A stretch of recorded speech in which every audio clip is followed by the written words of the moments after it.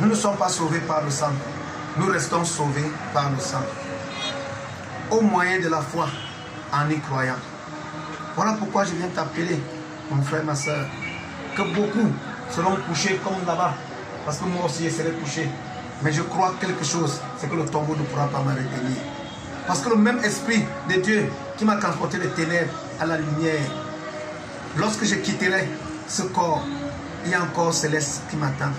Après ce corps spirituel, il y a encore un autre corps mystique glorifié, mon frère, qui m'attend, afin que lorsque Jésus revient, nous soyons avec lui.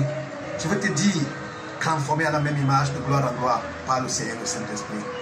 Dieu t'appelle, mon frère. Tel que tu vois, cette maison, beaucoup d'entre eux, aujourd'hui, ne savent pas que hier, ceux-là aussi étaient dans cette maison, dormaient aussi dans cette maison. Ils ne pouvaient pas s'imaginer qu'un jour d'aller aussi se retrouver comme ça.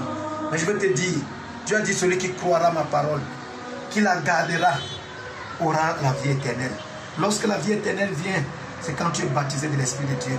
Lorsque tu es né de nouveau, si tu me demandes quel âge j'ai, mon frère, je ne vais pas te dire que j'ai 39 ans, mais je te dirai, oui, parce que j'ai cru en 21 novembre 2014, je te dirai que j'ai 6 ans. J'ai 6 ans, parce que c'est dès ce jour que j'ai eu la vie éternelle.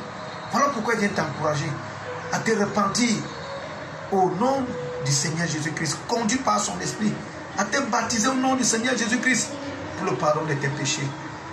Le tombeau comme ça ne pourra pas te retenir. Je viens t'encourager au nom du Seigneur Jésus-Christ. Que la grâce et la miséricorde de Dieu viennent en toi au nom puissant de Jésus.